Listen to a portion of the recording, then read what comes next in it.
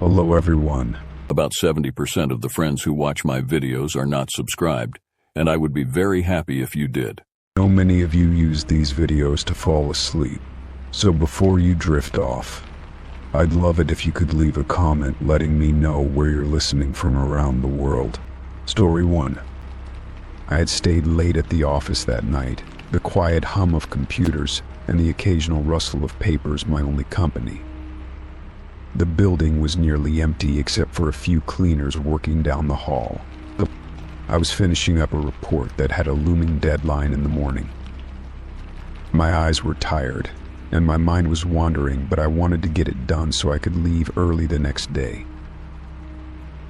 As I packed up my things, I heard a noise coming from the back office.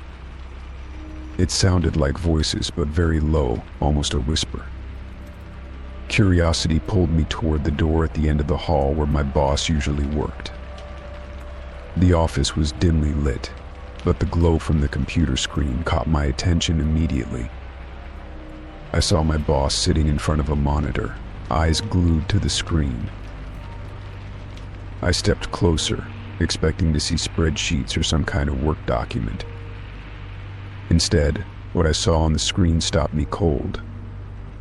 It was live footage from a camera pointing inside the women's bathroom. I felt a chill run down my spine as the reality of what I was witnessing hit me. My heart pounded so loudly I was sure it would give me away. My boss did not notice me standing there.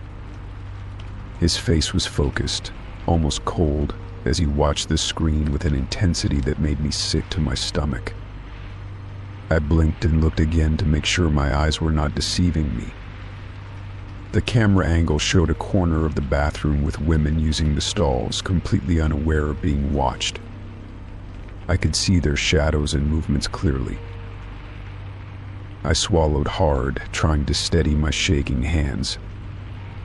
I wanted to turn and run, to leave the building immediately, but I was frozen. My mind raced through what I should do. Call 911. Report this to someone higher up. I was scared but knew I could not ignore what I had just seen. This was a violation in every way. Suddenly, my boss looked up and caught my eye.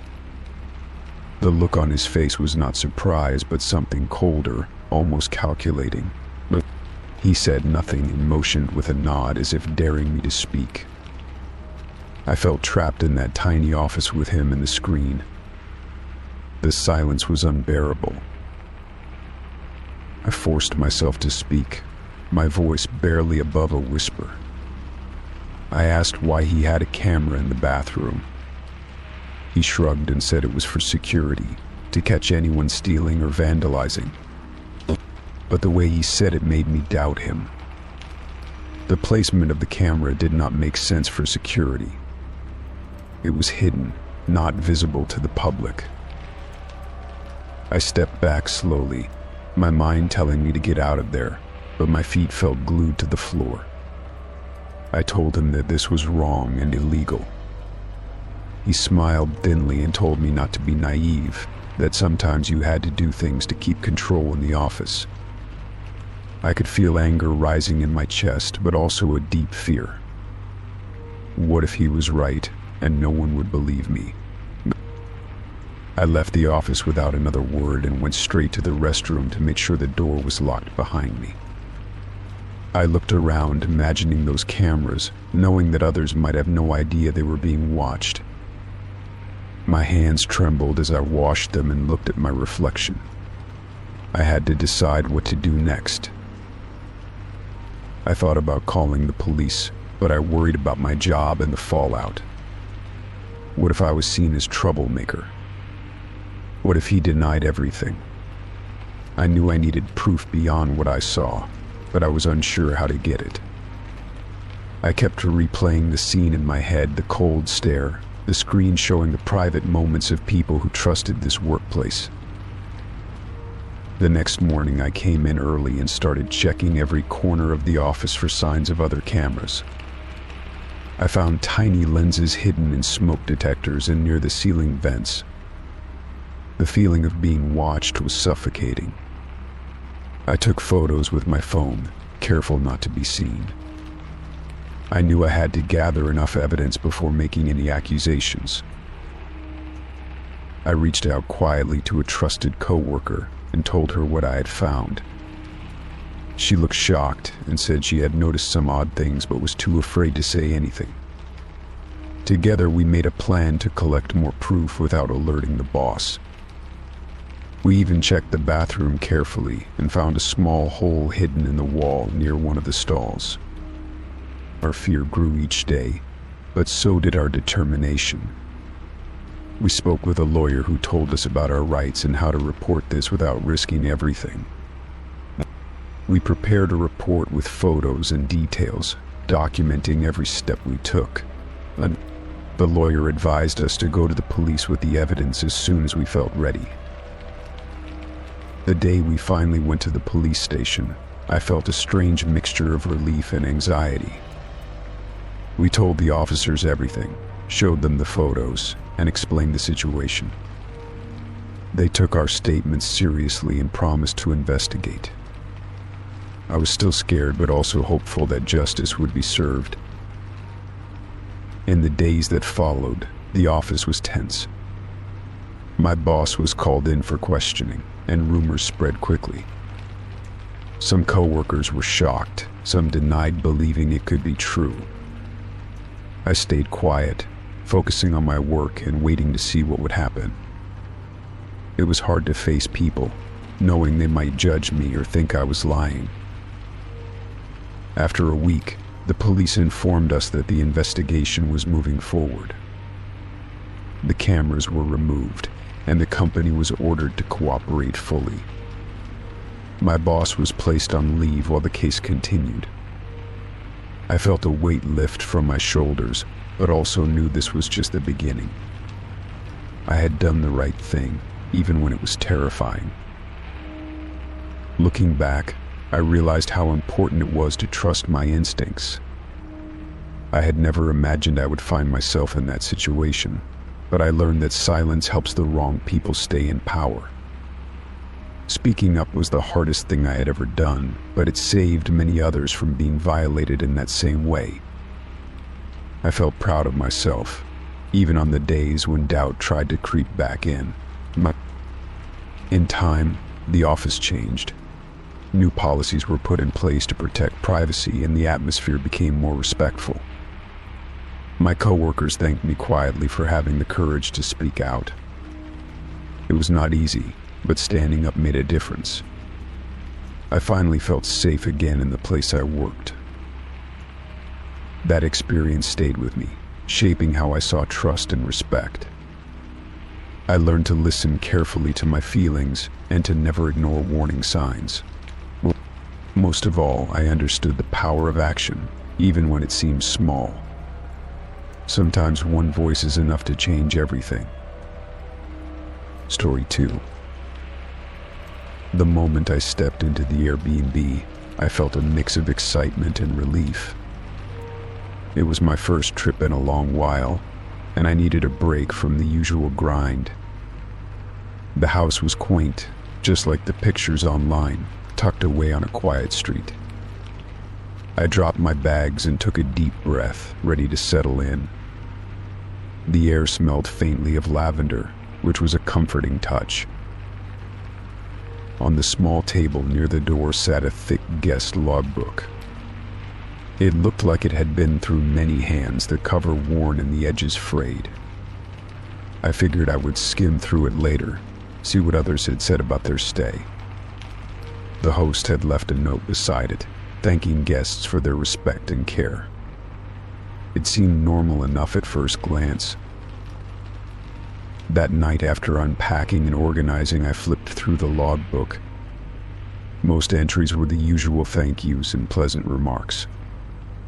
But then, I found something different. A section near the back was filled with hurried handwriting, written in dark ink, warning about things to watch out for. The tone was urgent, almost desperate. The first warning was about strange noises at night. The writer said they had heard footsteps outside the windows, even when no one else was around. They urged future guests to lock all doors and windows tightly after sunset. I shivered slightly but told myself it was probably just animals or the old house settling. As I read further, the warnings grew more specific. There were mentions of doors creaking open by themselves, lights flickering without cause, and shadows moving across the walls. One guest claimed that they had felt a cold breath on the back of their neck while trying to sleep. I glanced around the room, suddenly more aware of the silence. The handwriting was frantic, rushed like someone was afraid of being caught while writing. Some lines were crossed out and rewritten, as if the person was struggling to get the message across. It said to avoid the basement at all costs, describing a feeling of dread and being watched. I had not even thought to check the basement yet. Curiosity mixed with unease, so the next day I decided to explore the house more carefully. The basement door was locked with an old rusty padlock, which I had overlooked the night before. I didn't find a key anywhere. The house seemed normal, though there was an odd smell coming from below, something damp and stale. That afternoon I told myself to ignore the warnings and just enjoy the trip. But every creak, every gust of wind rattling the windows, felt amplified. I tried to keep busy with sightseeing, but the logbook stayed on my mind. What if the warnings were true? What if something was lurking in the basement? That night, I double-checked every lock and window before going to bed. The house was silent, except for the occasional hum of a passing car. Then, just as I was about to drift off, I heard a faint tapping on the window beside the bed.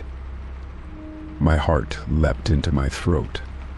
I told myself it was a branch or a bird, but the feeling of being watched would not go away.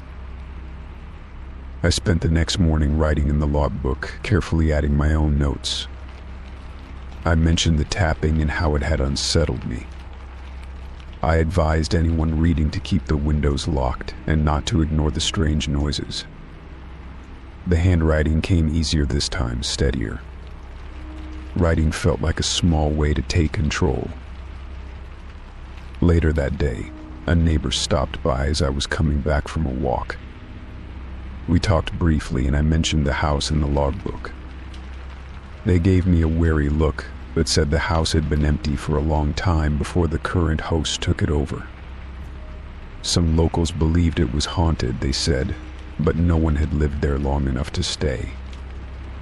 I nodded, trying to hide how much the thought unsettled me. That night was quieter. I fell asleep without incident and woke feeling a bit more rested. I realized that maybe fear had made the noises seem worse than they were. But still, I avoided the basement door, respecting the warnings, even if they sounded like stories to scare guests.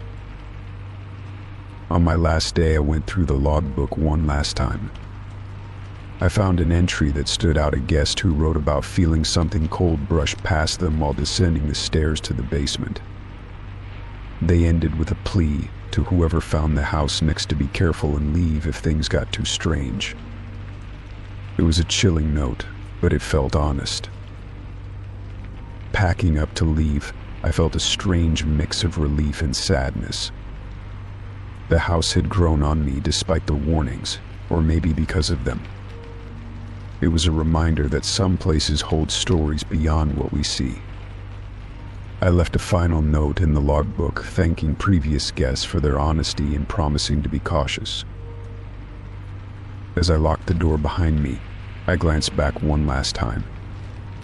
The house looked peaceful in the morning light, just a quiet place nestled on a quiet street. But I knew the logbook had shared a truth that could not be ignored. The warnings were real to those who had felt them. Driving away, I felt a sense of closure. I had faced the unknown in my own small way. The logbook was a gift, strange as it was, giving me insight and respect for a place with secrets.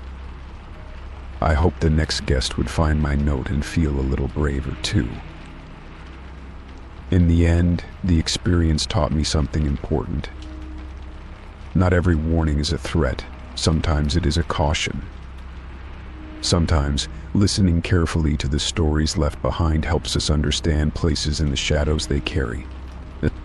And sometimes, all we need is a little courage to stay safe and still find peace. Story 3.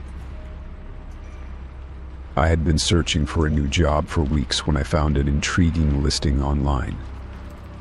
The position seemed promising, though the details were vague.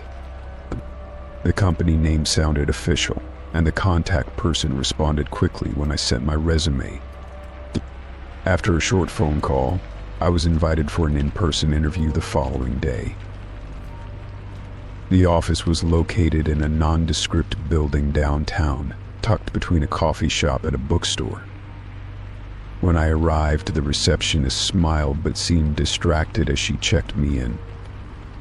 I waited in a small room with plain walls and minimal decoration. Minutes later, a man came to greet me and led me into a small interview room. The interview began normally. He asked about my experience, my skills, and what I hoped to achieve in the role. But the position itself was never clearly described. Whenever I asked for more details, the man would deflect or say it was confidential. I thought that was unusual, but tried to stay focused and professional. After some basic questions, the tone of the conversation shifted. The man started asking about my personal health. What chronic conditions did I have? Did I take any medications? How often did I see a doctor? It felt intrusive, especially since it was supposed to be a job interview. I answered cautiously, unsure why he wanted to know so much. I asked if this was related to the job's requirements, but he only said that understanding my health was important for the company. The questions became more detailed, asking about surgeries, allergies, and even mental health history. I began to feel uncomfortable but tried to remain calm. The man then handed me a form to fill out. It was a medical questionnaire, asking for dates of illnesses, treatments, and medications. He said it was standard procedure before hiring. I hesitated, wondering if this was legal or ethical. But I did not want to lose the opportunity, so I filled it out as best as I could. After I finished, he thanked me and said he would be in touch. I left the building with a strange feeling in my stomach. Something about the whole experience felt off. I could not shake the thought that the job I had interviewed for might not even exist. Over the next few days, I tried to contact the person who had interviewed me. Emails and phone calls went unanswered. I searched the company online and found little information beyond a basic website with no staff listings or physical address. It was as if the company was a ghost. I reached out to a friend who worked in human resources. She told me that asking for medical history before a job offer was highly unusual and possibly illegal. She suggested I report the incident to the labor board or a consumer protection agency. I felt nervous but decided to follow her advice. While researching, I found other people online who had similar experiences. They had been called for interviews that never materialized and were asked inappropriate questions. Some suspected scams or data collection schemes. It made me realize I was not alone in this confusing situation. One evening, I received a call from an unknown number. The voice on the other end asked me to confirm my medical information again and said they were processing my application. I refused to provide any more details and ended the call quickly. That was the last contact I had with them. I began to worry that my personal medical information might be misused. I checked my credit reports and bank accounts for any suspicious activity but found none. I changed passwords and increased my online security. Still, I felt exposed. I reported everything to the local authorities. They listened and assured me they would investigate, but I knew these cases were difficult to prove. The company had left no trace except a vague website and a rented office space. I felt powerless. In the weeks that followed, I focused on legitimate job applications. I warned friends and family about the strange experience. I learned to trust my instincts more and to be cautious about sharing personal information. It was a hard lesson, but a necessary one. One morning, I got a call from a legitimate employer. The interview was professional, with clear questions about my skills and goals. No inappropriate personal questions came up. I felt relieved and hopeful for the first time in a while. I accepted the job offer a few days later. Starting fresh with a company that respected boundaries was exactly what I needed. The strange interview faded into a distant memory, a reminder to be vigilant but not discouraged. Looking back, I realized that not every opportunity is what it seems. Sometimes people hide behind fake jobs to collect data or worse. I am grateful I trusted my gut and did not share more than necessary. That caution helped protect me. Now I am focused on my new role and my future. The experience taught me to be strong and aware. It was unsettling, but I did not let it define me. I moved forward, wiser and more careful than before. At the end of the day, I know I made the right choices. Protecting myself was the most important thing. I will always remember that interview, but it will not hold power over me. I am ready for what comes next. Story 4. The day I moved into the new place was a blur of boxes, dust, and the smell of fresh paint. I had been looking forward to this move for weeks, craving a change of scenery and a fresh start. The old apartment felt cramped and noisy, and the new one promised quiet nights and the space to breathe. The landlord was friendly, handing over the keys with a smile, saying the apartment was ready for me. I spent the afternoon unpacking and trying to make the place feel like home. The bathroom was the last room I tackled. It was small but clean, with white tiles and a modest shower. As I cleaned the toilet area, my fingers brushed against something hard behind the base. Curious, I knelt down and pulled it out. It was a small, old-fashioned key tied to a piece of paper. The paper was yellowed and slightly crumpled. The note was brief. It read, just in case. No other details. I turned the key over in my hand, examining it closely. It was worn but sturdy, the kind of key that might open an old cabinet or a small safe. My heart picked up pace, wondering what it could unlock in this place I barely knew. I checked every door, every closet, and every cabinet in the apartment, but nothing seemed to fit the key. The front door and mailbox had their own keys, and the locks were modern. The key felt out of place, a relic from a different time. Still, I kept it, tucking it safely into a drawer in the kitchen. That night, as I lay in bed, I thought about the key more than I wanted to. What if it opened something important? Or something dangerous? The silence of the apartment seemed to deepen around me, and I pulled the blanket tighter. I was alone here, truly alone for the first time in a long time. But the next day, I decided to ask the landlord about the key. I called and left a message, but there was no response. I tried again the following day, but still nothing. The apartment complex was mostly empty, the neighbors quiet and distant. It felt strange, like there was a secret no one wanted me to find. I began searching online, looking for any mention of hidden rooms or safes in the building. I found nothing. The history of the place was unremarkable, built over 50 years ago with no reports of unusual features. The key remained a mystery, sitting on my kitchen counter like a silent challenge.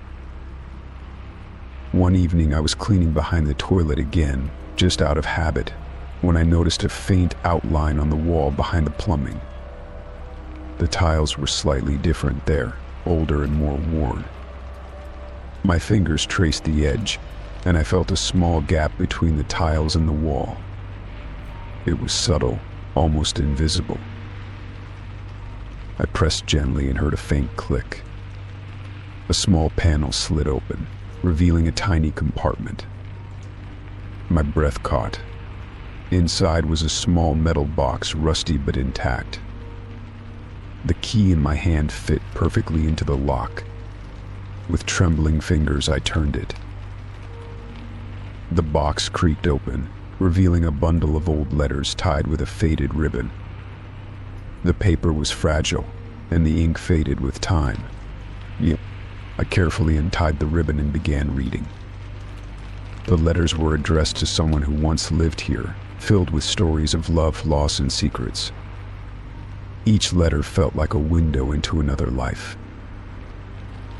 One letter stood out. It spoke of a hidden truth, something dangerous that needed to be protected.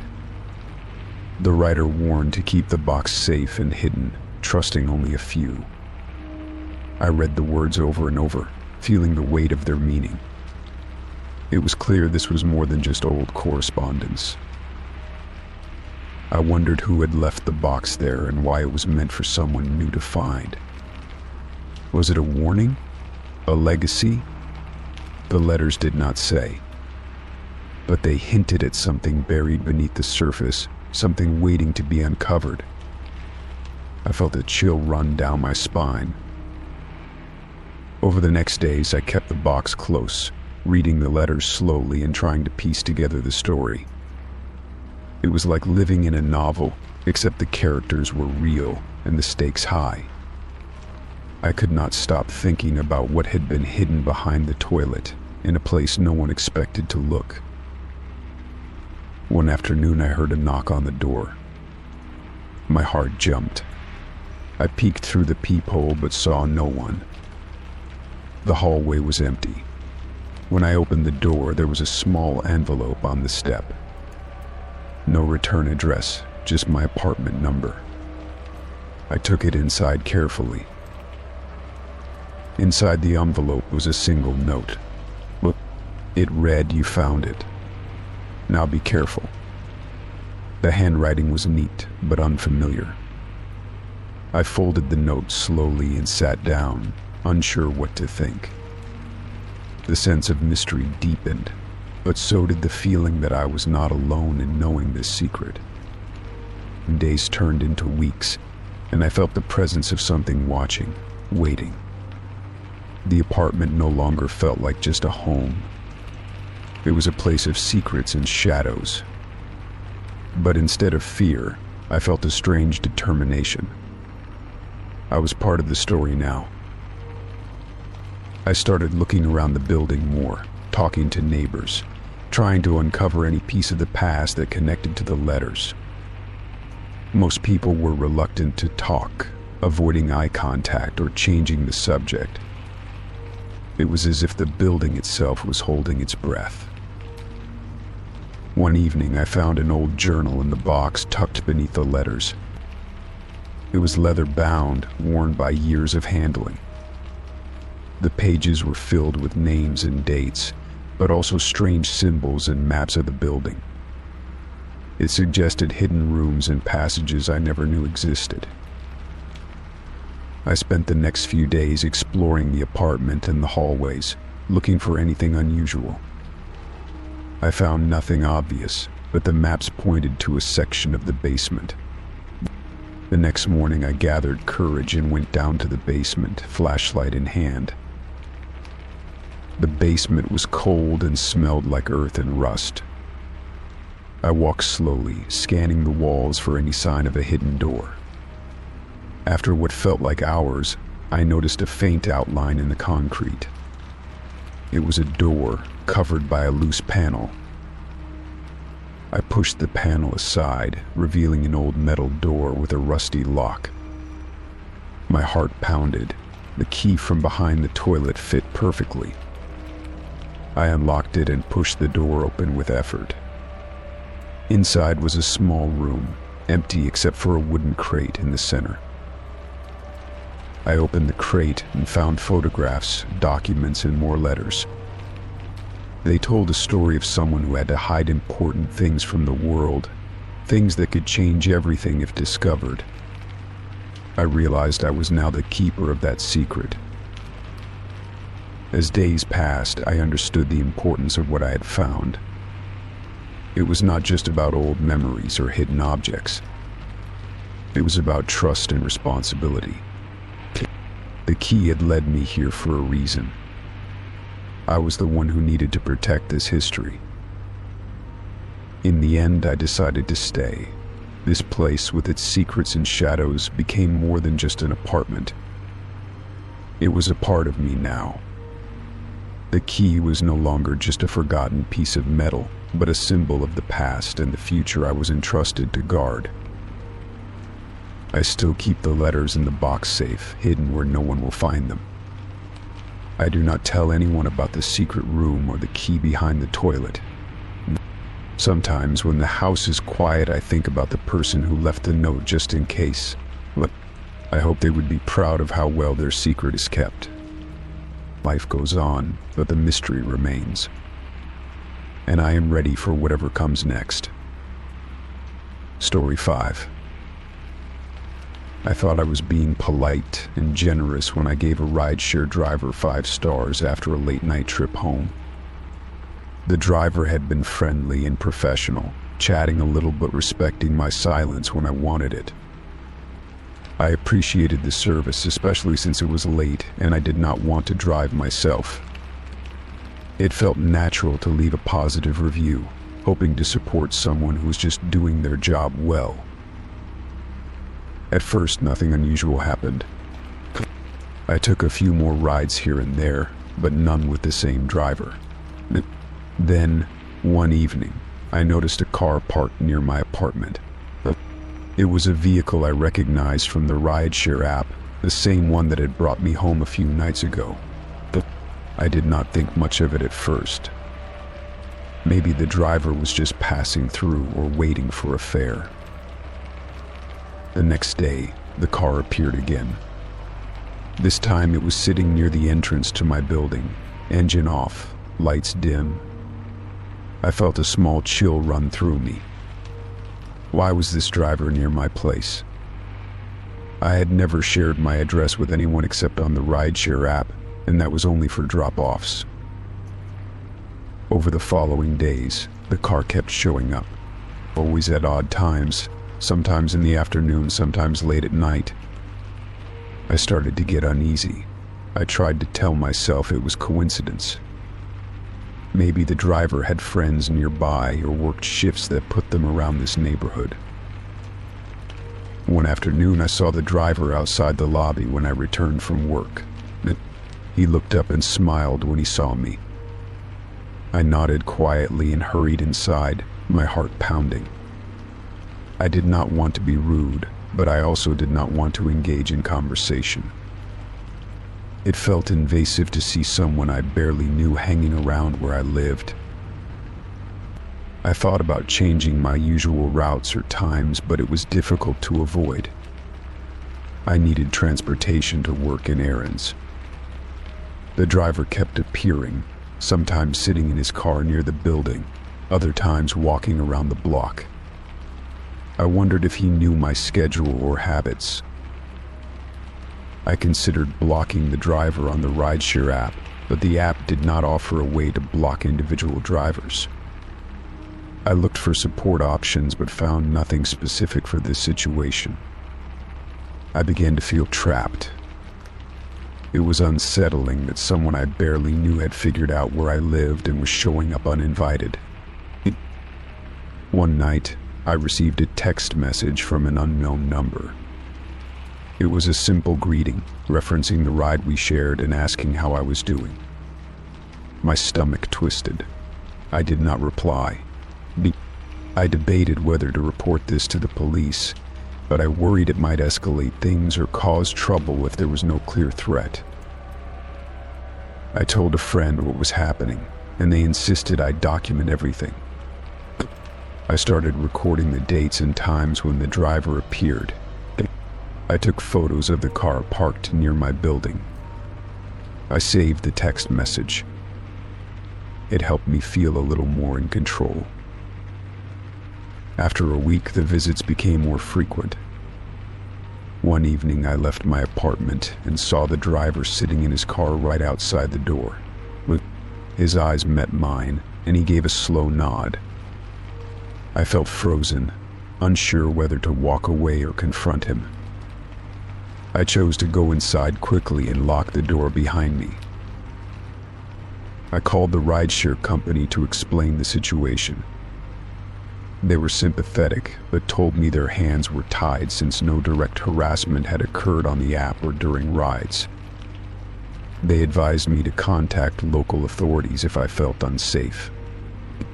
The response felt slow and inadequate. I installed additional security measures at home. A doorbell camera, extra locks, and motion-activated lights around the entrance. It made me feel safer, but it did not stop the driver from showing up. Sometimes I could see him through the camera, standing near the door or in the parking lot. One afternoon, I found a small package left on my doorstep. Inside was a handwritten note expressing thanks for the 5 stars and hoping to see me again. My hands trembled as I read it. This crossed a line. I no longer felt safe in my own home. I reported the package and note to the police. They advised me to keep all evidence and promised to patrol the area more often. I filed a formal complaint with the rideshare company, demanding they ban the driver. Finally, after some days, I received confirmation that the driver was removed from the platform. The visit stopped after that. The car never appeared near my building again. The text ceased. It was a relief, but the fear stayed with me for a long time. I realized how vulnerable I had become just by trusting someone I barely knew. It was a lesson in boundaries and the hidden dangers of sharing personal information, even unknowingly. I decided to be more cautious with reviews and the information I shared online. I started telling friends and family to watch out for signs of unwanted attention, too. Sometimes kindness can be mistaken for invitation, and I learned that the hard way. Though the experience shook me, it also made me stronger. I took steps to protect myself and became more aware of the people around me. My home is a safe place again, but I carry the memory as a reminder that not everyone respects privacy or boundaries. In the end, I am grateful for the support I received and the safety measures I put in place. The rideshare driver who once seemed friendly turned into a source of fear, but I refused to let that fear control me. I reclaimed my space and my peace of mind, stronger than before. Story 6.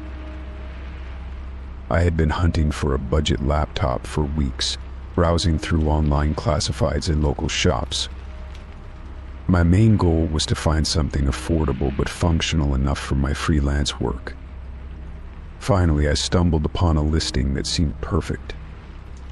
The seller claimed it was lightly used and worked flawlessly. I decided to take a chance. When I got the laptop home, I plugged it in and started setting it up. It looked clean and well maintained on the outside, but as soon as I opened the desktop, I noticed something odd. There was a folder right in the middle labeled Watch Me. It was unusual for a folder like that to be left behind, especially on a used device. My curiosity got the better of me. I clicked on the folder, expecting maybe some random videos or movies, Instead, I found a series of video files with dates stamped on them, ranging over several months. The file names were simple, just dates and times, nothing else. I hesitated before opening the first one, not knowing what to expect. When the video started, I realized it was a recording of a bedroom. The camera was positioned in a corner, capturing most of the room from a fixed angle. At first it was empty, the bed neatly made, sunlight streaming through the window. But after a few seconds, someone entered the frame, a person going about their daily routine, unaware they were being recorded. I closed the video immediately, a cold feeling creeping up my spine. This was not just any footage, it felt like a private life being observed without permission. I scrolled through more videos in the folder, and each one was similar, different times of day, sometimes at night. The same room appeared in all of them, and the same person, living their life unknowingly captured on camera. The thought of someone having recorded these videos without consent was unsettling. It crossed my mind that maybe the previous owner of the laptop was involved in something illegal or disturbing. I debated what to do with the files. Part of me wanted to delete everything immediately, but another part felt compelled to understand the whole story. I began watching the videos more carefully, hoping to find clues. There were mundane moments: making coffee, reading a book, getting ready for bed. But as the recordings continued, I noticed other things. The camera seemed to be in the same spot the entire time, as if it was hidden and left to record on its own. The person in the videos never looked toward it. One night, a video showed the person asleep. The camera stayed on for hours, the only sound being their breathing and the occasional creak of the house settling. That was the moment when I felt it had crossed a boundary. It was no longer just observation, it was intrusion. I wondered if the person knew they were being watched, and if they did, why had no one done anything about it? Despite my discomfort, I kept looking through the videos, trying to piece together a timeline. It seemed like the recording stopped abruptly after a certain date. The last file was dated almost a year ago. I speculated that something might have happened to end the surveillance, or that the person had moved out. My mind raced with questions. Who was behind the camera? Why was the footage saved on this laptop? Was the previous owner the one recording, or had someone else used the laptop as a storage device? None of it made sense. I wanted answers, but also feared what I might uncover. I searched for any identifying information in the videos. The room had distinct decorations: a poster on the wall, a unique lamp, a small plant on the windowsill. It looked cozy and personal, not like a staged scene. I wondered if anyone had reported a missing person or a home invasion in that area, hoping to connect dots. After days of searching, I found a local news article about a break-in at an apartment matching the room's description. The article mentioned a tenant who reported feeling like they were being watched but never found any evidence. That story hit me hard. The videos on my laptop might be the very evidence no one else had discovered. I felt a responsibility growing inside me. The person in those videos deserved to know someone had seen what was happening. I debated contacting the police, but worried about how they might handle the situation. What if they dismissed it? What if it put the person in more danger? In the end, I decided to erase the videos but saved copies on a secure external drive. I contacted a local crime prevention organization anonymously and shared what I had found. I hoped they could trace the laptop's history and possibly alert the person involved, or the authorities more effectively. Weeks passed without any news. I kept the laptop for work but never opened the mysterious folder again. It was a constant reminder of how fragile privacy could be and how easily it could be violated. But that experience changed how I viewed the devices I use every day. One evening, I received an email from the organization thanking me for the tip. They said they were investigating the case and that my information was helpful. I didn't ask for details, but just knowing the files might have helped was enough. I felt a mix of relief and sadness. In a way, the laptop had given me an unwanted glimpse into someone's life. It was a stark reminder that behind every device could be a hidden story. I learned that some stories are best handled carefully, with respect and caution. The privacy of others is something we must all protect. I no longer see the laptop as just a tool for work. It carries a weight, a story of someone's violated trust. I keep it, not because I want to hold on to that secret, but because it reminds me to be vigilant, to value the spaces where we live and feel safe. The folder labeled "Watch Me" was a warning, silent and chilling. It told me that sometimes what we find is not what we expect. And sometimes the right thing to do is to listen, to protect, and to let go. Story 7. I joined the group hoping to find some local recommendations and connect with neighbors who knew the area better than I did. At first, it was all casual posts about favorite restaurants, community events, and lost pets. The tone was friendly and helpful, which made me feel welcome. I started commenting here and there, asking about a good coffee shop or a quiet park to walk in. It seemed like a nice way to get to know the place more intimately. Within a few days, I noticed a post that caught my attention. Someone had started mentioning the places I had been that day, almost like a running commentary. At first, it seemed innocent, just casual mentions of spots I had visited during the day. But the posts became more frequent and detailed. It was almost like someone was following my movements and sharing them with the group. I felt a bit uneasy, but tried to brush it off. Maybe it was just a coincidence, or someone mistook another person for me. Still, I deleted my recent check-ins and stopped posting my location. Despite that, the posts about where I was did not stop. The person seemed to know my daily routine, sometimes even mentioning specific times I had been at a cafe or grocery store. It was creeping me out more than I expected. One afternoon, I saw a post about the park where I'd gone for a walk just an hour earlier. The comment was casual but included details about what I was wearing and who I was with. I felt exposed, like my privacy had been completely invaded. I asked a few group members if they knew who was posting these updates, but nobody seemed to have an answer. The feeling of being watched grew stronger. I tried reaching out privately to the group admin, explaining the situation and asking for help. They responded quickly and said they would look into it.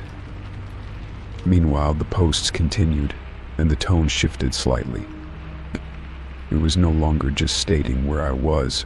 Some posts started speculating about why I was there or what I might be doing. It became personal in a way that felt uncomfortable and invasive.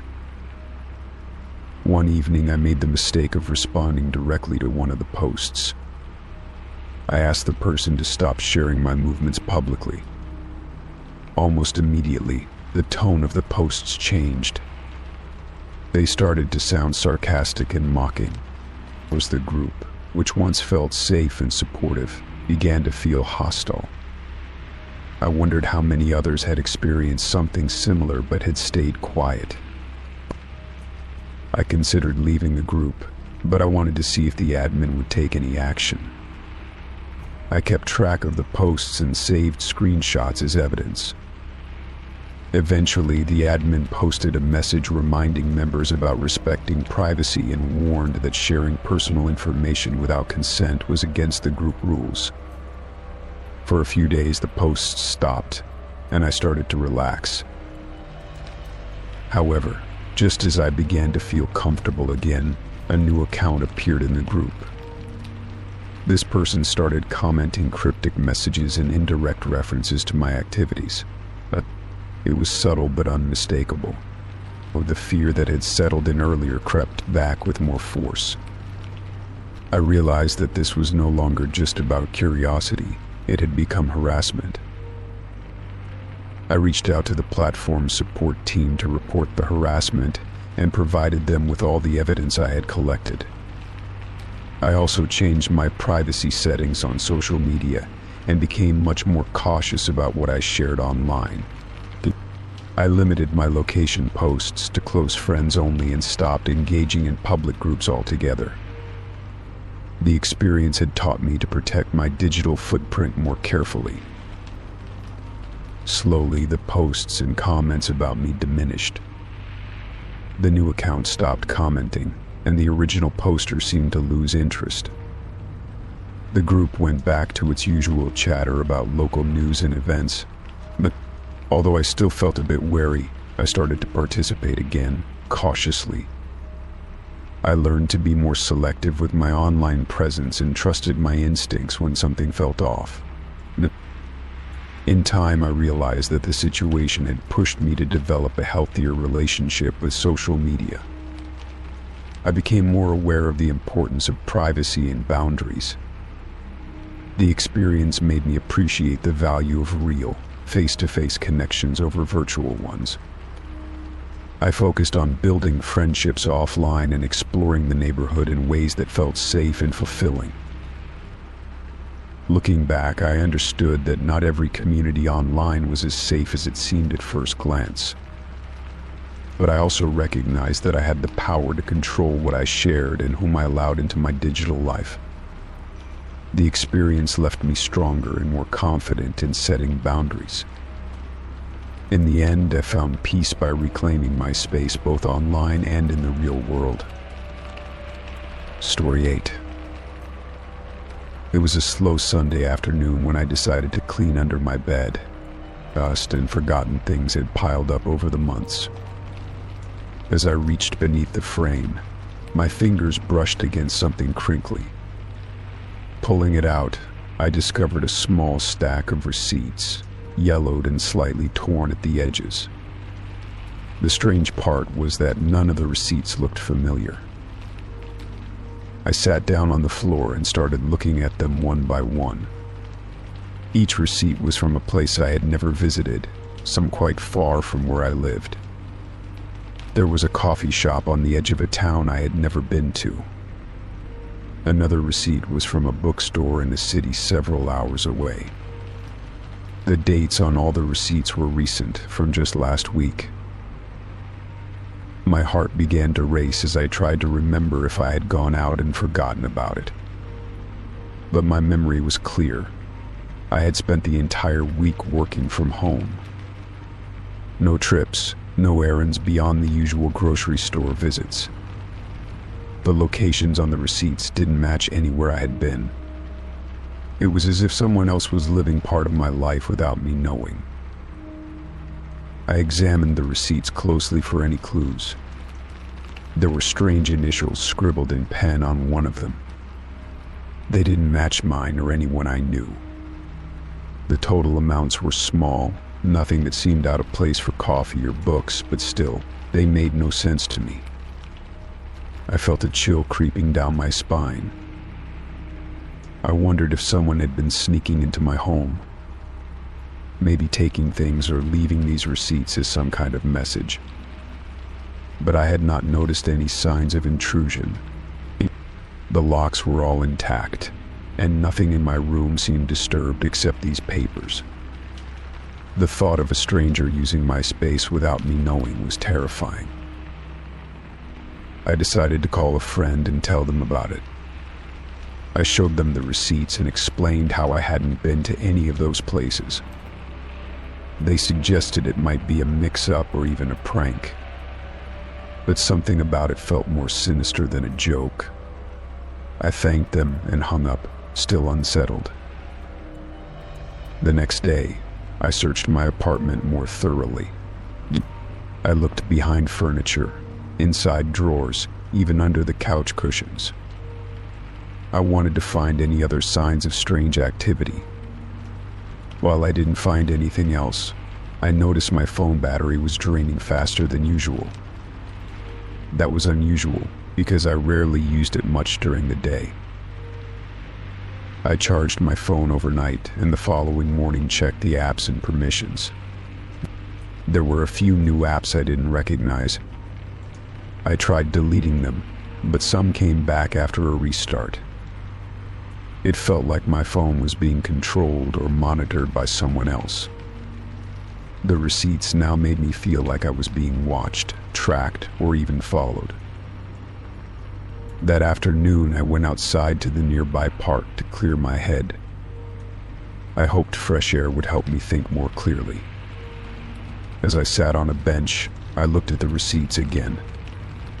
One of them had an address written on the back, something I had missed before.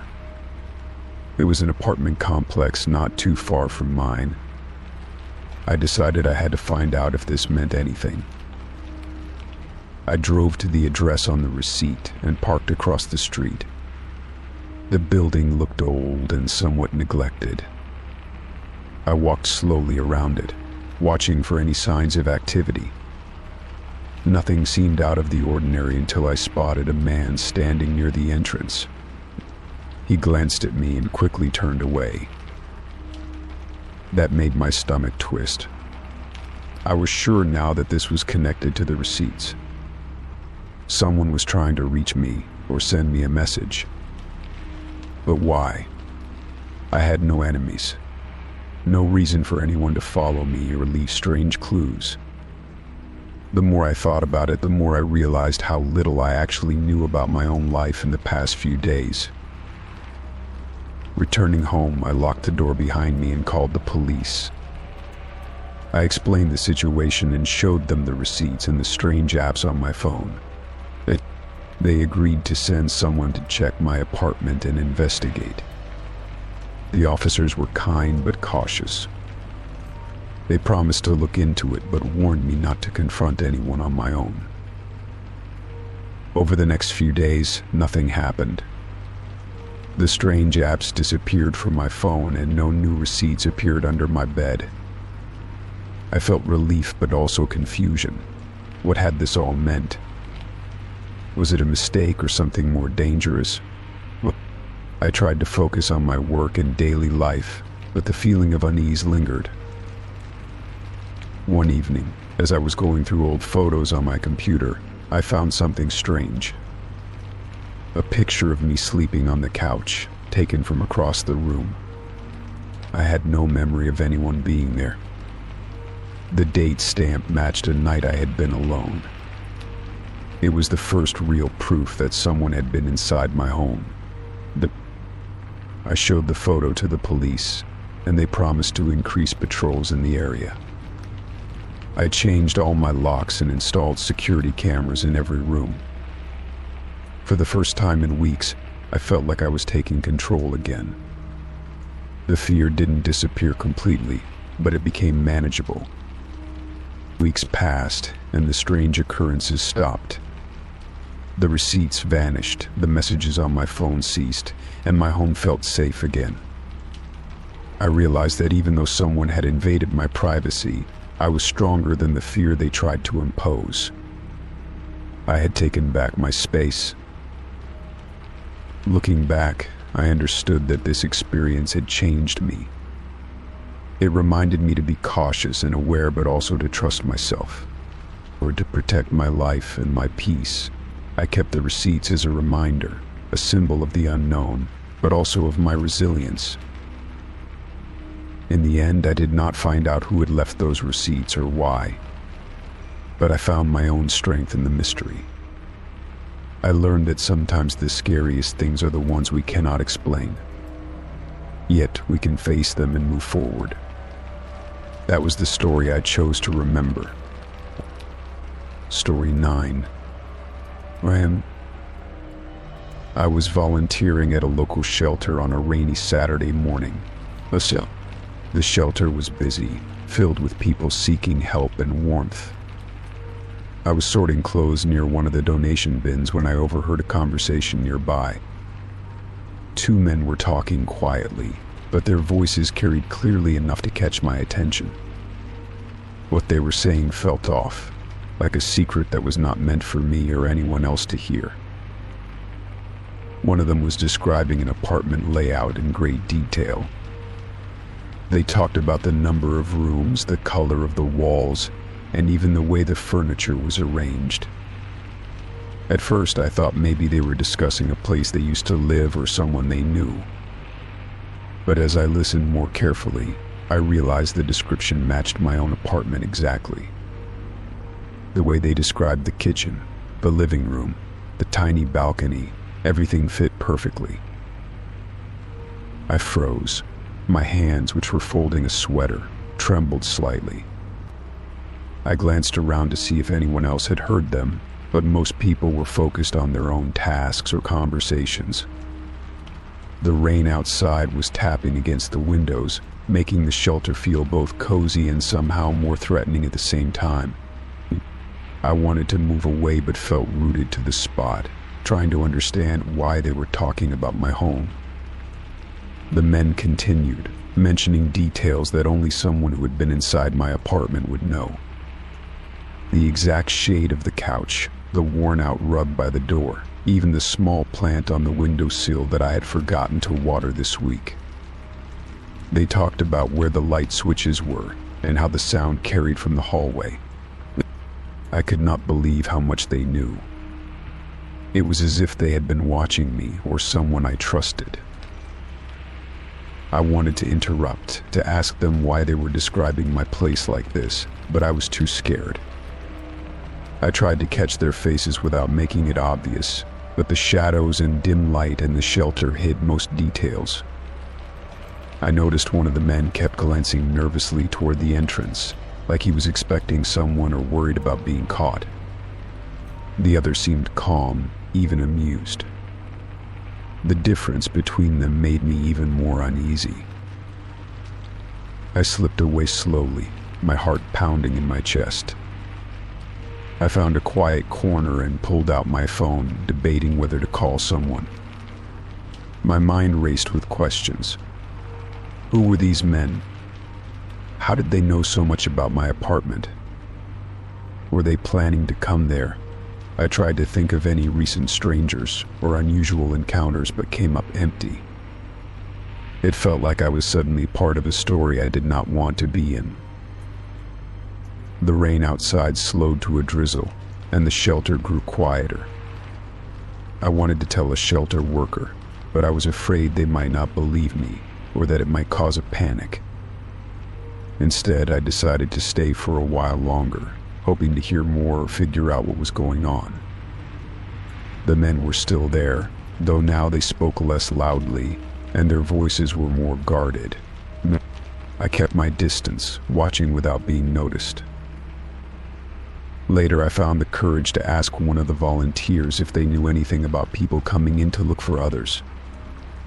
She shook her head and said sometimes visitors come asking questions about former residents, but nothing unusual lately. That made me feel both relieved and more worried. If this was about me, then why had no one else noticed? Why had I been left to hear this by chance? I decided to leave the shelter soon after. The thought of walking home alone in the rain felt less intimidating than staying and wondering. As I stepped outside, the air was cool and fresh, and the clouds were starting to break. I kept my phone in my hand, ready to call for help if needed. The city felt different that evening, like it held secrets in every corner. When I got home, I locked the door behind me and checked every window twice. I looked around the rooms that the men had described, feeling the familiar spaces in a new light. I moved the small plant from the windowsill to the kitchen counter and pulled the curtains tight. The apartment felt smaller, less safe, but also mine. I thought about calling the police, but hesitated. Without proof, what could I say? The next morning, I contacted the local authorities to report what I had overheard.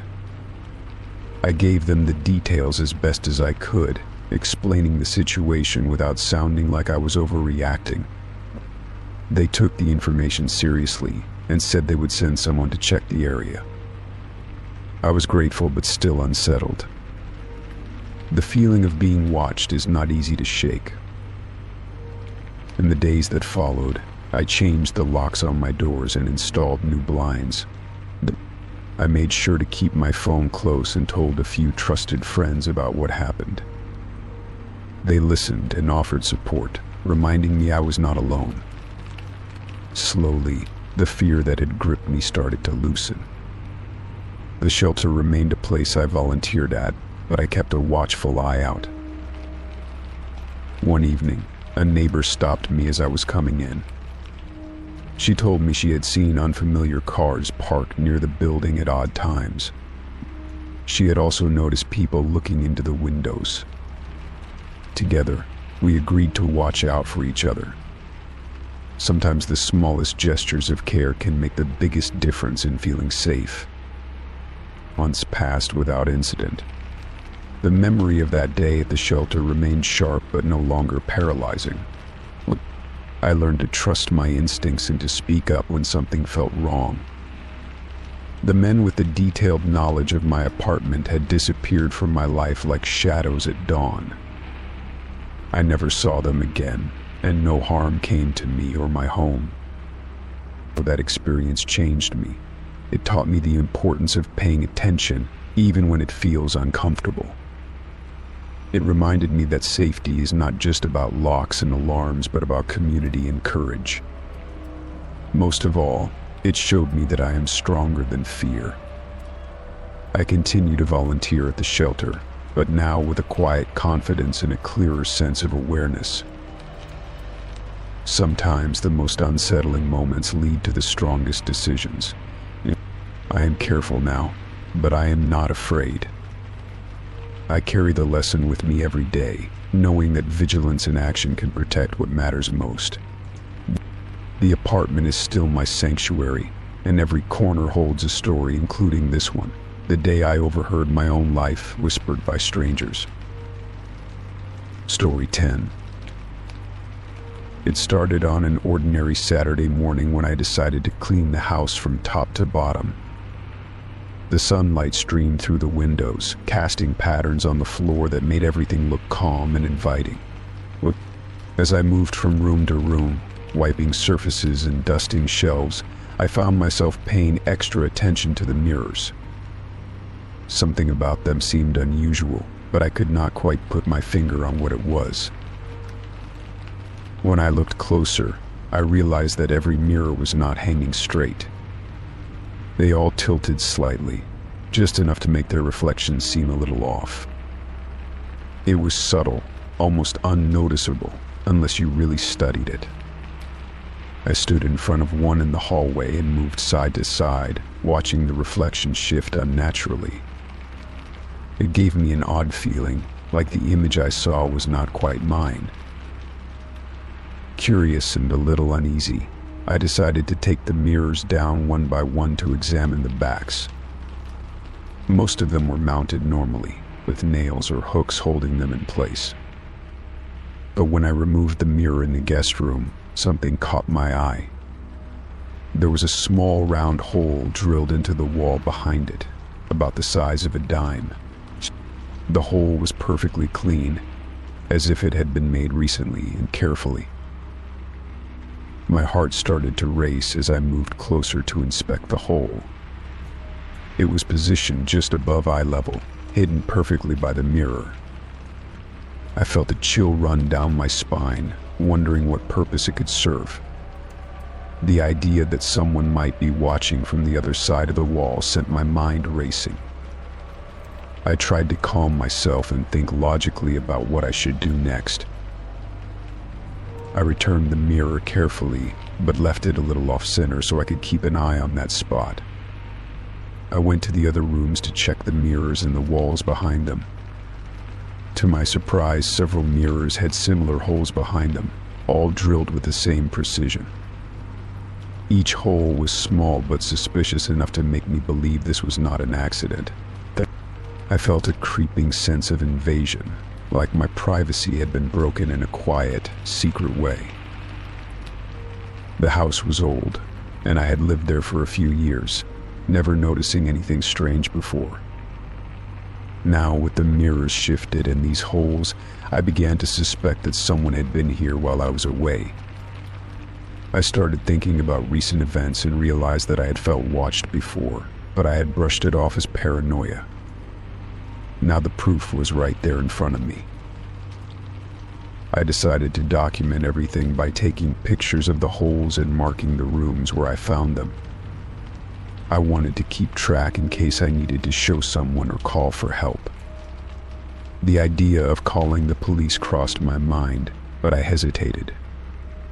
I was not sure if this was serious enough yet or if I was overreacting. The feeling of being watched, however, only grew stronger as the day went on. That night, I made sure to lock every door and window before going to bed. I kept the lights on in the living room, leaving the curtains open so the street lights could help illuminate the space. I sat on the couch, listening for any unusual sounds. The silence was heavy, almost suffocating, and I found it hard to relax. Around midnight, I heard a faint scratching noise coming from the guest room wall. It was soft but distinct, like someone was trying to get my attention without making a loud sound. My heart pounded and I held my breath. I wanted to call out, but fear kept my mouth shut. The noise stopped as suddenly as it had started, leaving only the quiet hum of the house behind. The next morning, I examined the hole again with a flashlight. Inside, I could see a small camera lens barely visible in the dim light. The realization hit me hard. Someone had been spying on me through those holes. I felt violated in a way I had never experienced before. I knew I had to act fast and figure out who was responsible. I called a trusted friend who had experience with security systems. I showed them the photos and explained what I had found. They suggested I install motion detectors and cameras of my own to catch whoever was behind this. They also said it might be best to contact the police to report the invasion of privacy. I agreed, but still felt nervous about taking that step. While waiting for the security devices to be set up, I stayed mostly in the main living area. I avoided the rooms with the mirrors, especially the guest room. The feeling of eyes watching me was too much to bear. Every creak or shadow made me jump. I was exhausted from the constant fear, but I refused to let it control my life. A few days later, the security system was ready. Cameras were installed in the hallways and near the suspicious mirrors. Motion sensors were placed strategically around the house. I sat with the footage playing on my phone, ready to catch any movement. It was a relief to finally have some sense of control, but I still dreaded what I might find. Late one evening, the motion sensor went off. I rushed to the living room and saw a shadow moving near the guest room mirror. The camera caught a glimpse of someone trying to peek through the hole. This beat. I recognized the figure from the neighborhood, someone I had seen before but never thought twice about. My hands shook as I called the police. The officers arrived quickly and searched the house. They found several small devices hidden in the walls and confirmed the holes were used for illegal surveillance. The person was arrested, and I was finally able to breathe easier. The house no longer felt like a prison of fear, but a place I could call home again. In the weeks that followed, I repaired the walls and replaced the mirrors with ones that could not be removed easily. I made sure every window and door had extra locks. I also took a self-defense class to feel stronger and more confident. The experience left scars, but it also taught me the importance of vigilance and trusting my instincts. One quiet evening, I stood in front of the hallway mirror, now hung straight and secure. I looked at my reflection and smiled softly. The image was clear and true, just as it should be. The feeling of being watched was gone, replaced by a sense of peace and safety. I realized that sometimes facing your fears is the only way to take back control. Story 11.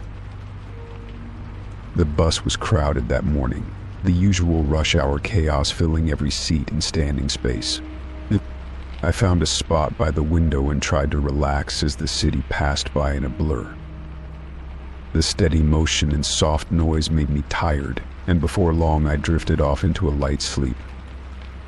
My phone was resting on my lap, screen facing up, locked and waiting for me to wake up. I never imagined the moment would turn into a strange and unsettling memory. I was half asleep when I felt a strange presence nearby, like someone was leaning too close. My eyes were closed, but something felt wrong. Suddenly, I caught a glimpse of a shadow moving over my phone. The faint glow from the screen caught my attention, and I opened my eyes just enough to see a hand reaching toward my face. My heart jumped. Someone was trying to unlock my phone using the face recognition feature while I was still asleep. My mind raced. I froze for a second, trying to process what was happening. I did not want to cause a scene in the bus full of strangers, but I also knew I had to stop this. The person quickly pulled their hand away, looking around nervously as if caught in the act. I opened my eyes fully and stared at the stranger sitting beside me. They were avoiding eye contact, their face flushed with embarrassment or guilt. I took a deep breath and gently but firmly asked what they were doing. The stranger stammered something about needing to make a call, a poor excuse that did not make sense. I could feel the eyes of other passengers beginning to notice, some whispering quietly or glancing in our direction. The bus driver was focused on the road, unaware of the quiet tension building inside the vehicle. My phone was safe, but the feeling of violation lingered. The stranger kept avoiding my gaze and did not offer a proper explanation. I knew this was more than a simple mistake or misunderstanding. Someone trying to unlock my phone without permission was a serious breach of trust and privacy. I quickly locked my phone again and pulled it closer to my chest. I thought about reporting the incident but hesitated, unsure if anyone would believe me or what the consequences would be. I tried to stay calm and not escalate the situation. I did not want to create conflict in the confined space of the bus. Instead, I kept an eye on the person while pretending to look out the window. The stranger shifted uncomfortably, probably aware that I was watching closely. I realized then how important it was to stay alert in public places, even when feeling safe or relaxed. This was a lesson I would never forget. As the bus continued on its route, the stranger got off a few stops ahead, disappearing into the crowd without another word. I felt a strange mix of relief and unease. The incident had shaken me, but I was glad it ended without confrontation or danger. My phone was still secure, and I had protected my privacy even when caught off guard. I made a mental note to be more careful with my belongings in the future. Later that day, I thought more about what had happened on the bus. The experience made me realize how vulnerable we can be in everyday situations. A moment of inattention can lead to someone crossing boundaries without our consent. I understood the importance of taking small precautions, like using a strong password or disabling face recognition when in public. Technology is helpful but can also be exploited if we are not careful. I shared the story with close friends who were shocked but not surprised. They told me they had heard of similar incidents or even experienced them firsthand. It was a reminder that privacy and safety are ongoing concerns, especially in crowded or unfamiliar places. We discussed ways to stay vigilant without becoming paranoid, balancing trust with caution. The conversation helped me feel less alone and more prepared.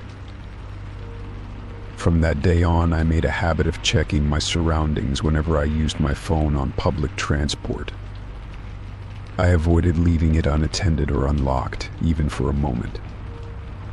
I also changed the settings to require a passcode instead of face recognition in situations where I could be vulnerable. These small changes gave me a greater sense of control and peace of mind. I realized that protecting myself was an act of self-respect. The experience on the bus became a turning point for me, shaping how I interacted with my devices and the world around me. I learned that vigilance is not about fear but empowerment. By staying aware and setting boundaries, I could keep myself safe without losing my sense of calm. The memory of the stranger trying to unlock my phone stayed with me, but it no longer held power over my peace. I had faced it and come out stronger. In the end, the incident was a reminder that even in the busiest places, personal space and privacy must be respected. It showed me the importance of trusting my instincts and standing up for myself, even in small ways. That bus ride was more than just a trip from one place to another. It was a lesson in awareness and courage. I walked away knowing that protecting what is mine starts with paying attention and never taking my safety for granted. Story 12. I had been looking forward to hosting the dinner party all week. It was a small gathering, just a few close friends from work and the neighborhood. I spent the entire afternoon preparing the food, setting the table with my best dishes and lighting candles to create a warm atmosphere. The house smelled like roasted herbs and fresh bread when the guests arrived. Everyone seemed relaxed and happy, chatting and laughing in the living room. The evening went smoothly at first. We shared stories, toasted to good times, and enjoyed the meal I had carefully planned. After dessert, some people moved to the sofa to watch a movie, while others lingered at the dining table. I noticed my friend's new haircut and complimented her, feeling content with how the night was unfolding. I was glad I had decided to host, even if it took a lot of effort.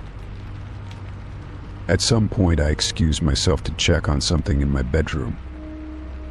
I was going to grab a sweater because the air conditioning was making the house a little chilly. When I opened the door, something felt off. The room looked different, like someone had been there without my knowledge. The faint scent of perfume lingered, but I had not seen anyone go near the bedroom. I stepped inside and froze. My dresser drawers were slightly open, the contents not as I had left them. A few personal items had been moved, and a small framed photo was turned face down on the bedside table. My heart started pounding, confusion mixing with a rising sense of violation. I always trusted my guests, but this felt wrong. I quickly scanned the room for anything else out of place.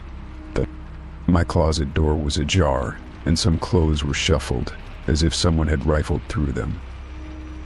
Even the jewelry box had been disturbed, the lid not sitting flush like before. I felt a chill, wondering who could have done this and why. The party was still going on in the other room, but suddenly I felt very alone. I closed the door softly and tried to steady my breathing. I did not want to alarm anyone or ruin the evening, but I knew I had to find out more.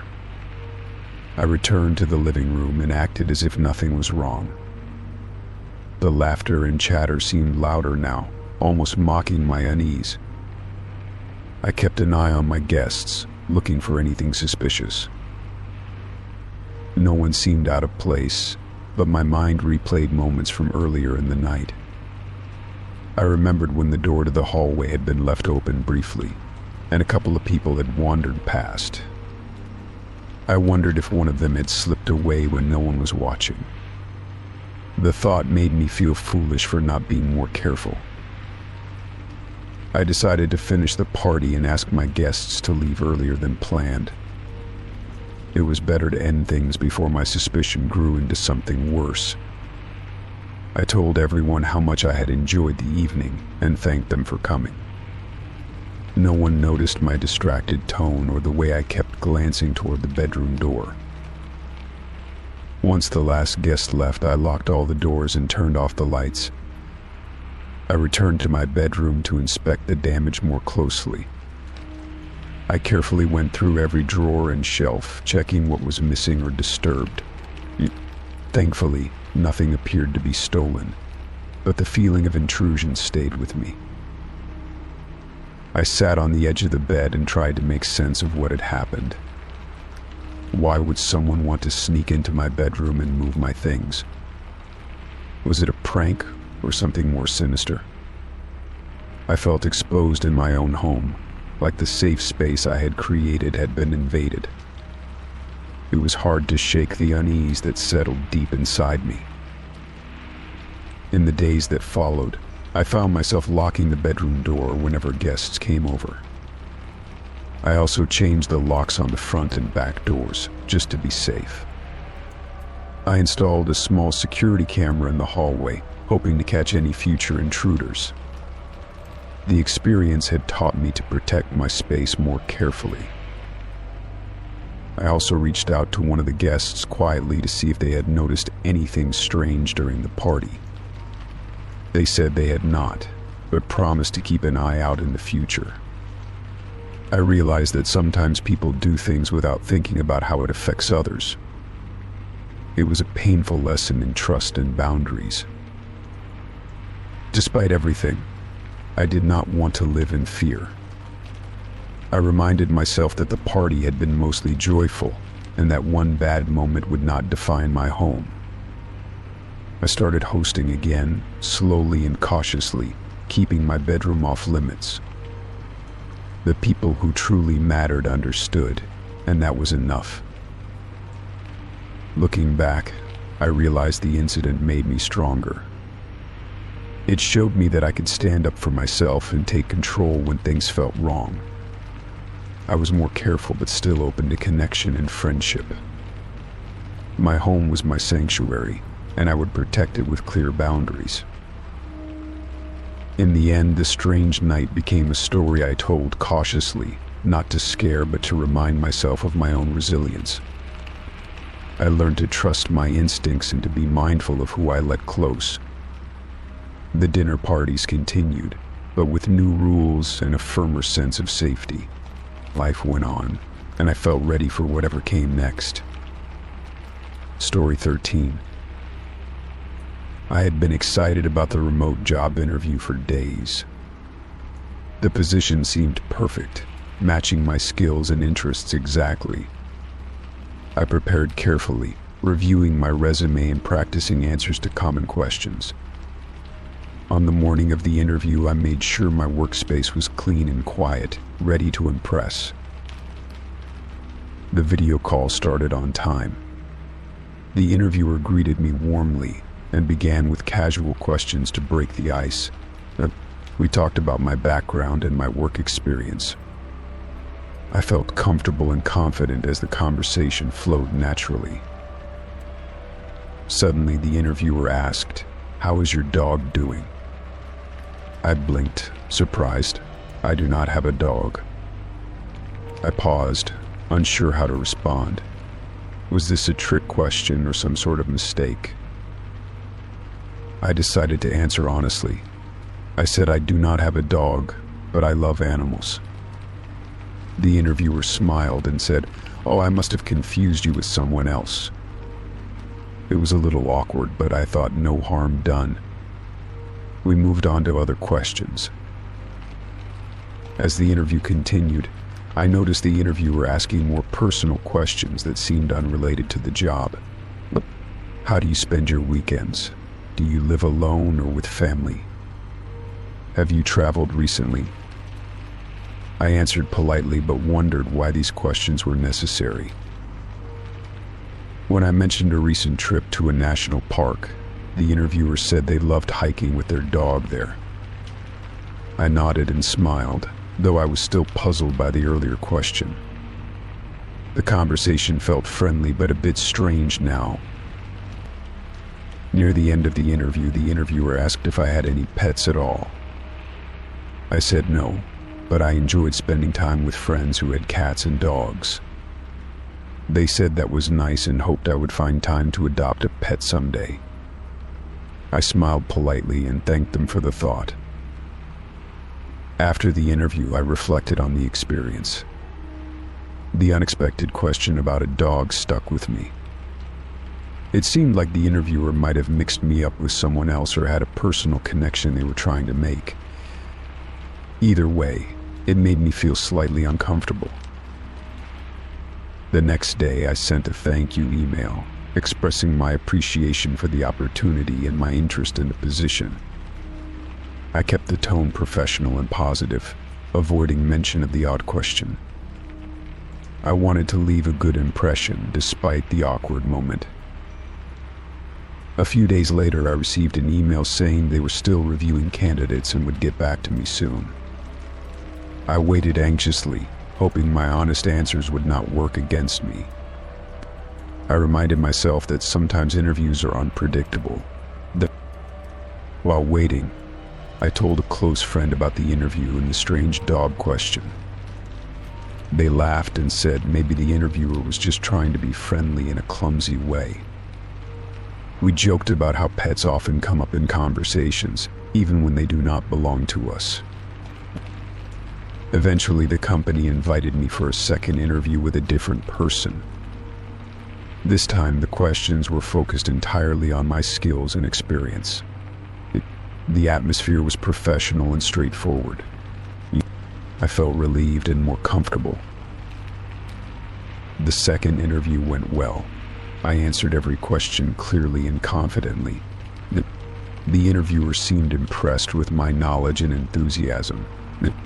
I left the call feeling hopeful about the job.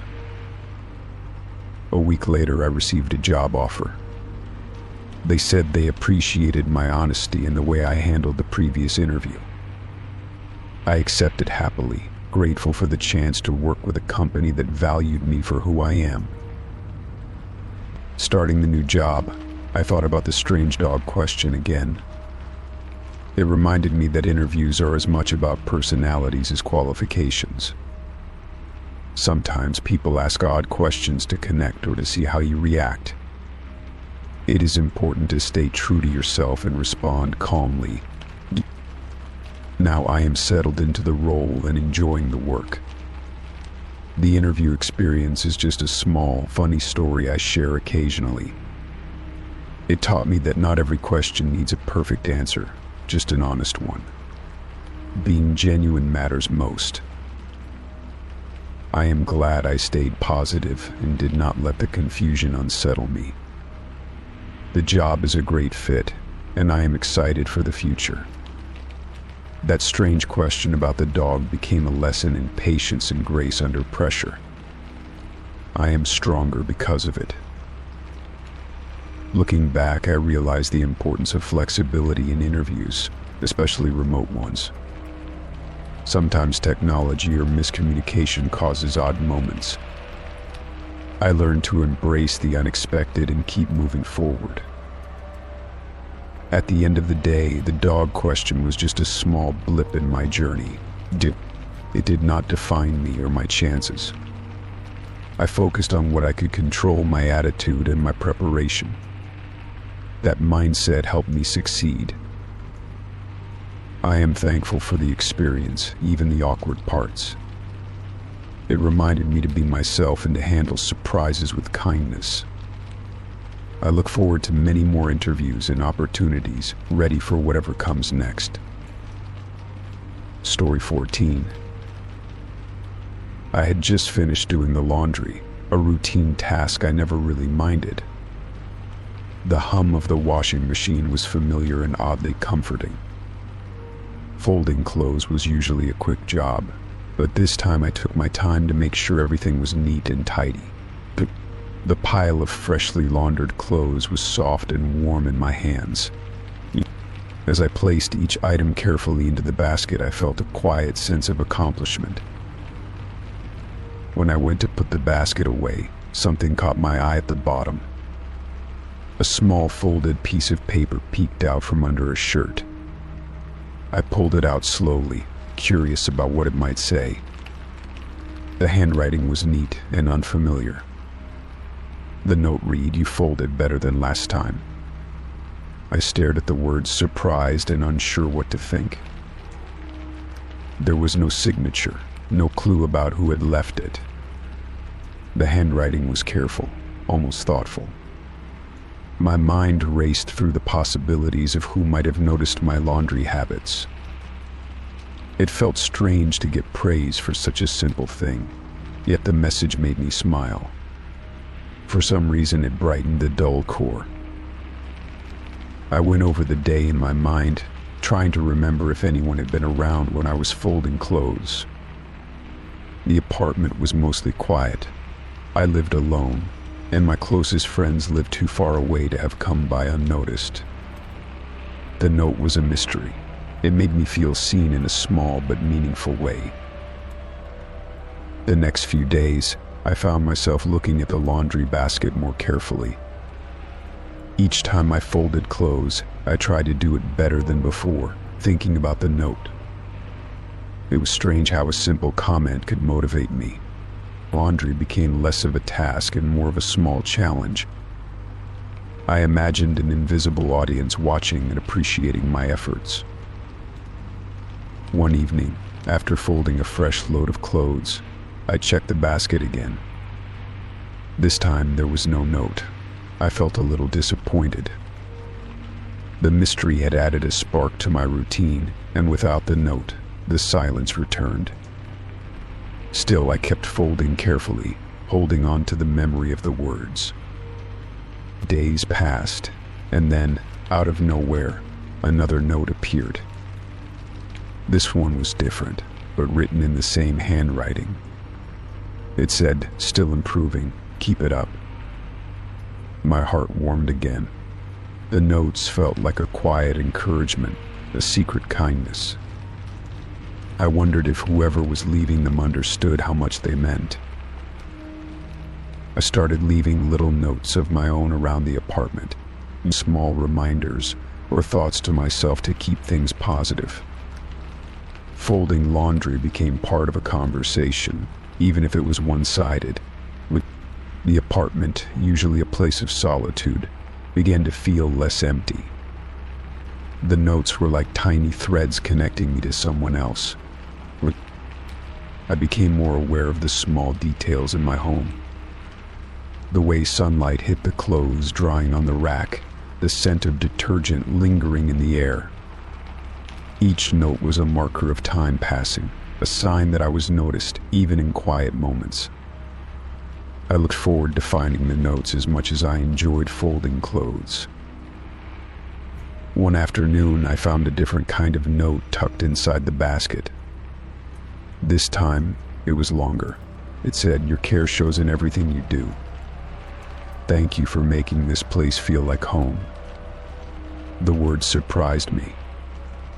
I did not realize my small actions could have such an impact. The note made me pause and reflect on how much effort I put into caring for my space. The notes stopped appearing after that, but their effect stayed with me. I continued folding laundry with care, remembering the kindness behind the words.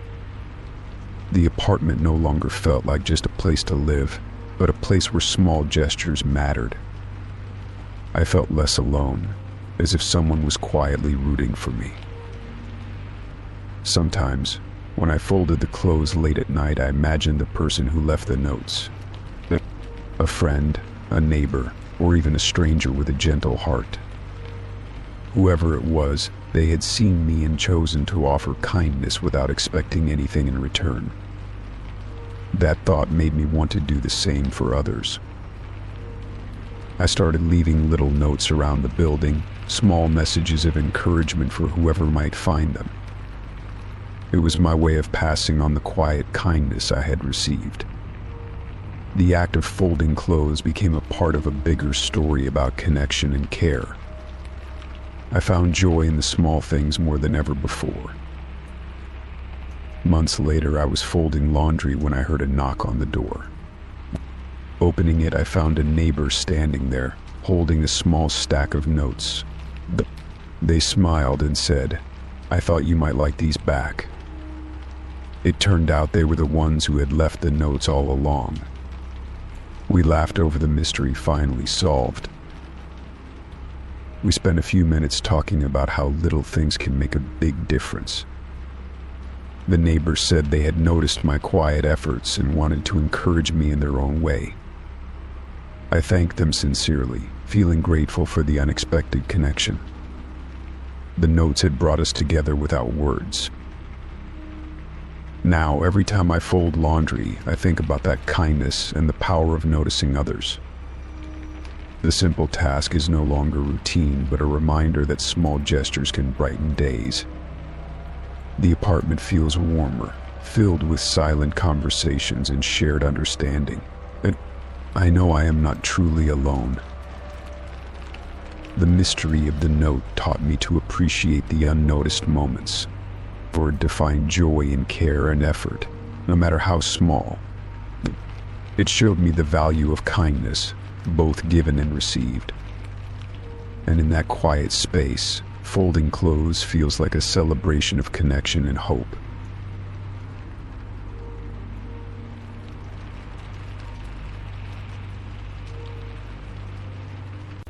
Story 15. I went to a chiropractor because I had been having back pain for weeks. Sitting at a desk all day made it worse, and I hoped the adjustment would help ease the discomfort. The office looked professional and clean, and the chiropractor seemed knowledgeable. I felt hopeful that this visit might be the solution I needed to finally feel better. During the appointment, the chiropractor recommended taking X-rays to better understand the problem. I agreed, figuring it was a routine part of the process. The technician took several images of my spine from different angles. I was told the chiropractor would review them and then discuss the best treatment plan. A few days later, I received a call to come back for a follow-up. The chiropractor explained the results and showed me the images on a screen. I listened carefully as he pointed out areas that needed adjustment or care. I felt reassured by the detailed explanation and the plan to help improve my posture and reduce pain. I did not think twice about those X-rays after the visit. I assumed they were safely stored in the office records or a secure digital system. I focused on doing the exercises the chiropractor gave me and tried to be more mindful of my posture throughout the day. The pain started to lessen, and I felt optimistic. Then, one evening, while browsing online, I stumbled upon a strange website. It was a fetish site with pictures and content that made me uncomfortable. As I scrolled, I noticed something that made my heart race. Among the images posted was a clear photo of my spine X-rays. I recognized the angles and unique features immediately. I could not believe what I was seeing. How had private medical images ended up on a public website with such a disturbing context? I felt violated and exposed in a way I never imagined possible. It was more than embarrassing. It was a breach of my trust and privacy. I tried to find a way to report the photos or contact the site administrators, but the pages were anonymous and uncooperative. I felt helpless, unsure of where to turn or how to make the images disappear. Every time I thought about it, anxiety and anger bubbled up inside me. The next day, I called the chiropractor's office and asked to speak to the office manager. I explained what I had found and asked if anyone there knew anything about it. The person I spoke to was shocked and promised to investigate immediately. They said they took patient confidentiality very seriously and would look into any possible breaches. After a few days, I received a call back. The chiropractor's office admitted that one of the staff members had inappropriately taken the X-rays and shared them without permission. They apologized sincerely and assured me disciplinary actions were underway. It was still a bitter pill to swallow knowing someone I trusted had betrayed me. I decided to report the situation to the local medical board and the Privacy Commission. It was important for me to hold those responsible accountable and prevent this from happening to others. The investigations were slow but thorough. I provided evidence and shared my experience honestly. In the meantime, I sought support from friends and family. Talking about what happened helped ease the weight on my chest. They reminded me that I was not alone and that the fault was entirely with those who misused my information. Their encouragement gave me strength to keep moving forward. Eventually, the images were removed from the website, and the authorities confirmed the source of the leak. The staff member responsible was no longer employed at the chiropractor's office. Though the experience left a scar, I found some closure knowing justice was served. I learned an important lesson about protecting personal information and trusting my instincts. It also made me more cautious about where I seek medical care and how I handle sensitive records. While I still visit healthcare professionals when needed, I now ask more questions about privacy and data security. The chiropractor's office changed their policies to prevent any future incidents. They improved staff training and increased security measures around patient records. I appreciated their effort to make things right, even if it could not undo the harm completely. Looking back, I am proud of how I handled the situation. Despite feeling vulnerable and betrayed, I stood up for myself and demanded respect for my privacy. I refused to let this experience define me or take away my confidence in seeking care. Now I focus on healing both physically and emotionally. My back pain has improved, and I work on building trust in the people I allow into my life. The photos were a violation, but they do not control me anymore. I am grateful for the support system around me and the lessons learned. What felt like an invasion turned into a catalyst for strength and awareness. I continue to take care of my health and my boundaries with renewed determination. Story 16. I decided to join a late-night jogging group after reading about the benefits of running under the stars. I had recently picked up jogging to improve my fitness and clear my mind after long days at work. The idea of meeting others who shared this routine sounded encouraging. So I signed up for a group that met around 10 p.m. in a park near my place. The first night I showed up feeling excited and ready. When I arrived, I noticed a handful of people gathered by the entrance. They were chatting casually, some wearing athletic gear while others looked more relaxed. I assumed they were all joggers like me, but something felt off. The organizer gave a brief welcome and suggested a warm-up before we started. I followed along, eager to begin the run. Once we started moving, I quickly realized that the pace was unusually slow. It wasn't the kind of steady jog I expected. Instead, most of the group walked or did light stretches as if the run was secondary. I glanced around and saw people talking, laughing, even checking their phones midway through the route. It was confusing. I wondered if I had misread the group's purpose. I pushed myself to keep a steady jog, trying to match my own rhythm while the others lagged behind. Every few minutes, someone would call out something unrelated to running, like plans for the weekend or favorite restaurants. The jog felt more like a social stroll with occasional bursts of movement. I felt a bit isolated, like an outsider in a space that wasn't quite what I expected. After the first loop, I decided to slow down and join the conversation. It was clear the group valued camaraderie over cardio. I learned that many members were there more for the social interaction than the exercise. Some were recovering from injuries, others preferred walking for health reasons, and a few just enjoyed the nighttime gatherings. The jog itself seemed to be an afterthought. I found myself conflicted. Part of me appreciated the friendliness and the chance to meet new people. Another part missed the focus and challenge I had hoped for. I began to question why I had joined. Was I looking for discipline or connection? Could I have both in the same group? These questions lingered as we circled the park again at a leisurely pace. One night I arrived a little earlier and started warming up on my own.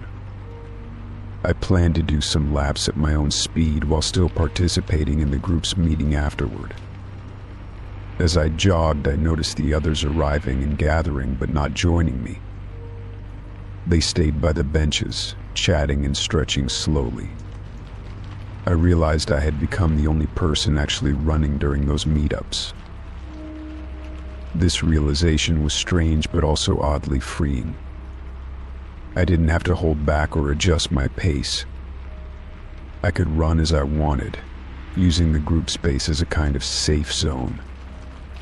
The others accepted my different approach without question. We coexisted with different goals but shared the same time and place. It made me reconsider what it meant to belong. Over the weeks, I found a rhythm that suited me. I would run multiple laps, sometimes faster, sometimes slow, then cool down with the group. We shared snacks and stories afterward, and I felt a part of something even if my pace was unique. It was a different kind of support, not about competition but acceptance. I appreciated the balance. One evening I shared my thoughts with a few members. I told them how at first I felt like the odd one out, but how their company made the runs more enjoyable in unexpected ways. They smiled and admitted that some nights they envied my energy and focus.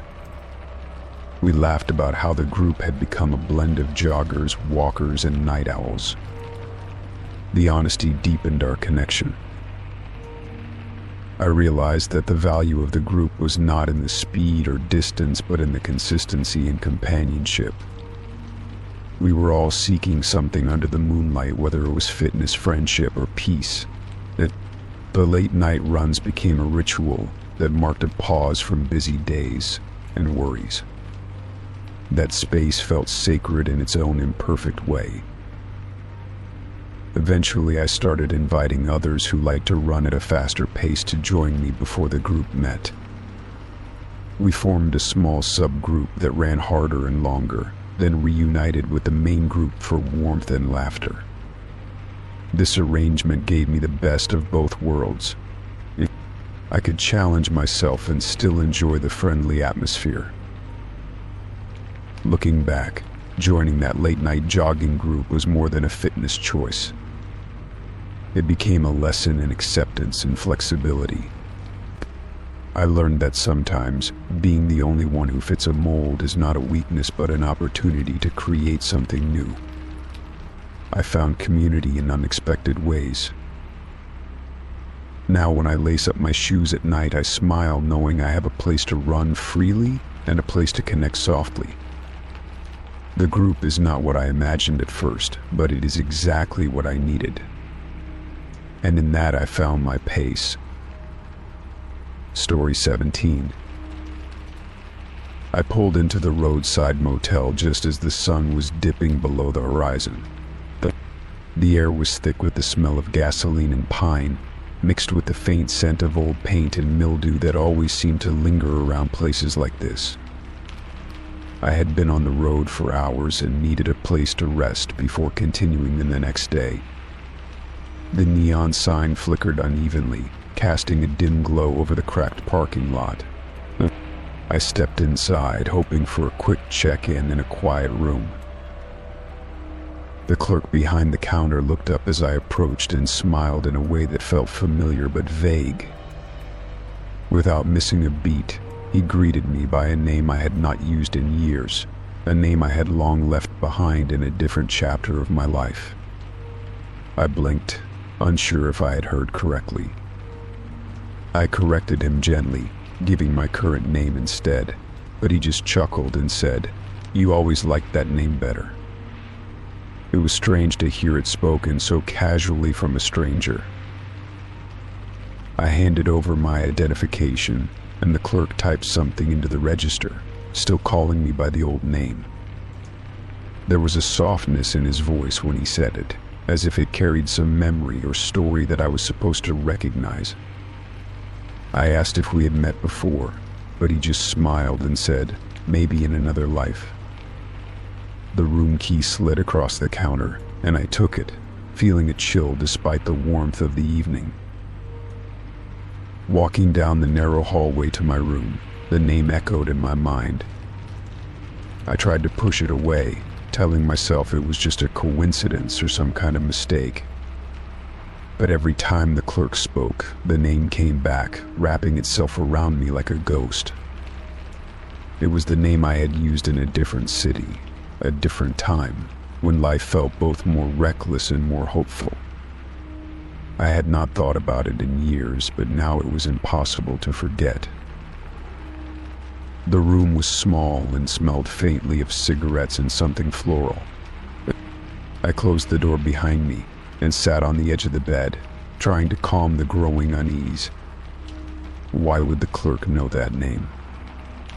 Had someone told him, or was it something else entirely? I checked my phone for signal but saw only one bar. It was going to be a long night if I could not find some answers soon. I went back to the lobby to get a drink from the vending machine and found the clerk talking to a couple of regular guests. When he saw me, his eyes lit up. He called me by the old name again, but this time he added a story about a party from years ago, something so specific it could not have been made up. My heart raced. I asked him quietly how he knew those things, but he just smiled and said, "You left a mark here. Everyone remembers."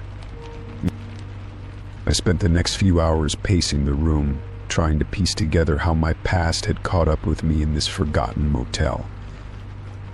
I had changed so much since then, or so I thought. The old name felt like a tether pulling me back to a time I had tried hard to forget. I wondered if the clerk had been waiting for me, or if it was simply fate that led me here tonight. Either way,